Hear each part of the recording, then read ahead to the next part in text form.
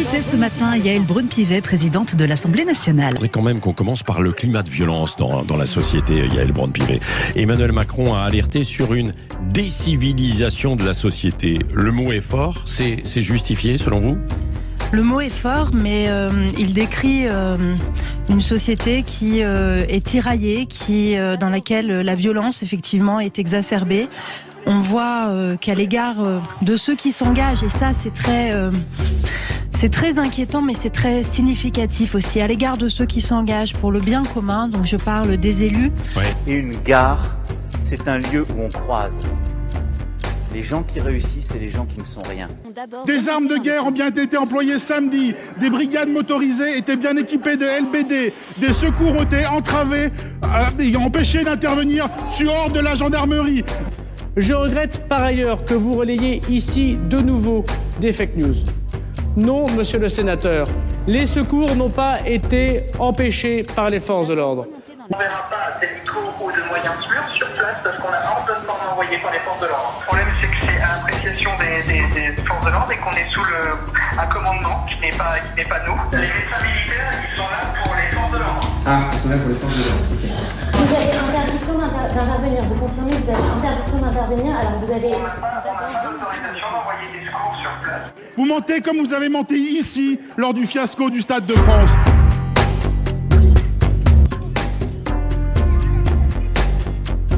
La présence massive de ces faux billets est effectivement le mal racine qui a causé les reports. Qu'est-ce qui se passe ? Le président de la République n'a même pas eu besoin de rappeler qu'il soutenait totalement son ministre de l'Intérieur. Moment, Gérald. On est venu pour te filer un coup de main parce qu'on voit bien que vous en sortez pas. Oh, c'est n'importe quoi. Hier, vous avez envoyé 2 rugis sur BFM, mais vous êtes cinglés. Non, mais c'est vrai, la France est à feu et à sang. Vous envoyez 2 rugis. C'est quoi la prochaine étape? Pour défoncer les Black Blocs, vous envoyez qui? Eddy de Pretto? Mimi Mati? Vous savez, depuis que la majorité est au pouvoir, donc depuis 2017, nous avons adopté beaucoup de mesures pour renforcer la sécurité des Français.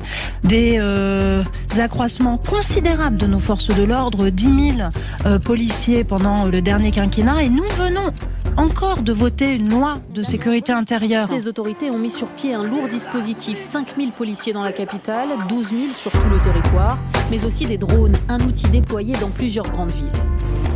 Un drone. Grâce à cet engin volant, équipé d'une caméra haute définition, les hommes peuvent se cacher à plusieurs centaines de mètres de l'autoroute, à l'abri des regards. Il n'y a jamais eu autant de sanctions là, avec vous là, depuis quelques mois. Mais c'est parce qu'il n'y a jamais eu autant de comportements qui dépassent les fameuses bornes. Entre Chiapas sur Playboy, Bruno Le Maire avec son livre de cul, super. Maintenant, on a Miss Blagueuse. Il s'étonne que la société soit violente. Tu bosses, tu payes tes impôts, et tu vois que ces impôts servent à payer Bruno Le Maire. Et quand t'allumes la télé, tu le vois en train de faire la promo de son livre porno. Et venons-en aussi à la réforme des retraites. C'est pas terminé, effectivement, ce feuilleton. Alors, le groupe Lyotte a fait donc une proposition de loi pour abroger cette réforme qui sera débattue le 8 juin. D'ici là, plusieurs étapes, beaucoup de manœuvres, dit-on, de la part de la majorité pour éviter que ce vote ne se tienne. Quelle est votre position? Est-ce que ce texte doit être étudié tel qu'il est? Je suis partisane du texte de la retraite que nous avons voté, que j'ai porté lorsque je me suis présentée aux législatives. Nous avons examiné un texte de loi, nous avons porté la retraite à l'âge de 64 ans après des débats parlementaires, et ce texte a été adopté et abrogé et il va rentrer en application en septembre. Pas vraiment voté puisque c'est le 49.3. Est-ce que vous êtes aujourd'hui sous la pression du gouvernement et de la majorité, Yaël Braun-Pivet, alors qu'on dit, et vous-même vous avez répété que vous vouliez vous placer au-dessus de la mêlée des partis? Aujourd'hui, je ne subis aucune pression, je ne suis pas sous pression. Entre travailler 2 ans de plus et me prendre une patate dans la gueule, prendre l'élan, vas-y tonton. Et puis si tu peux choisir qui te met la patate, t'es malin, tu prends pas un costaud, tu prends quelqu'un qui te fera pas mal. Je choisis Gabriel Attal. Nicolas Sarkozy ne s'attarde pas après sa condamnation en appel à 3 ans de prison, dont 1 an ferme. Nicolas Sarkozy a été condamné à 1 an de prison ferme. El Hebs. Oui, Alhamdoulilah, mes prières ont été exaucées. Nico, j'ai qu'une syllabe pour toi. Cher. Dans cette affaire, Nicolas Sarkozy est jugé coupable de corruption et de trafic d'influence dans l'affaire dite des écoutes. Pour la justice, l'ancien président aurait tenté d'obtenir en 2014 des informations secrètes provenant d'une autre affaire le concernant, le dossier Bettencourt. Ces informations, le chef de l'État les aurait obtenues en promettant à un magistrat une promotion.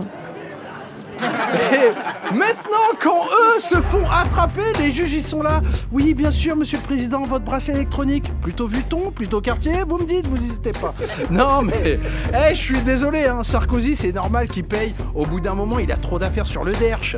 Il a fait tous les tribunaux de Paname. Le fait du jour. Effectivement, demain à Genève, une manifestation. Une manifestation demain à Genève, place des Nations, demain à 14h, samedi 27 mai. Souveraineté des peuples face à la prise de pouvoir de l'Organisation mondiale de la santé sur les États et du futur traité pandémie menaçant les libertés fondamentales de chacun. Faisons front tous ensemble. Ces deux textes qui sont en train d'être négociés à Genève, là où je suis maintenant, en ce moment. Oui.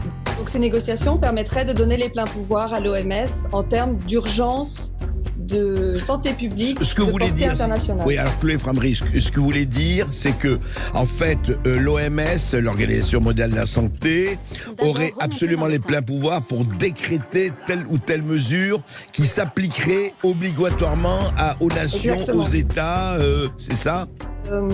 La souveraineté des pays serait transférée directement à l'OMS. Et le règlement sanitaire international ajoute que ce serait Tedros Adhanom Ghebreyesus, donc le PDG, si on peut dire, le président, Oui. le directeur de l'OMS, qui aurait la décision souveraine et suprême de décider donc si il y a une pandémie ou en tout cas une urgence de santé publique de portée internationale. Le docteur Tedros était ministre des Affaires en Éthiopie lorsqu'en 2015 et 2016, des manifestations avaient été réprimées dans le sang.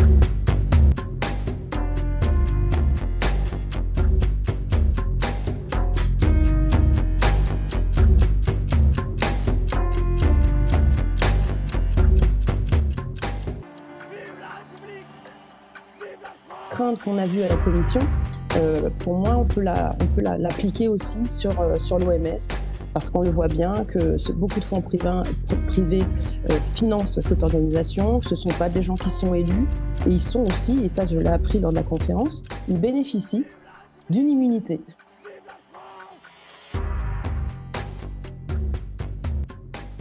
Chers Gaulois, si vous avez aimé cette vidéo, pensez à partager, commenter, cliquez sur le pouce du haut et abonnez-vous.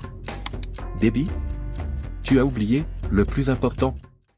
Si vous souhaitez que nous puissions continuer de vous fournir un travail de qualité, vous pouvez également faire un don sur Tipeee. Allez, viens Gérard. Nous avons assez travaillé pour aujourd'hui. D'autres vidéos nous attendent, et pour cela, nous devons reprendre des forces. À bientôt, et bye bye à tous.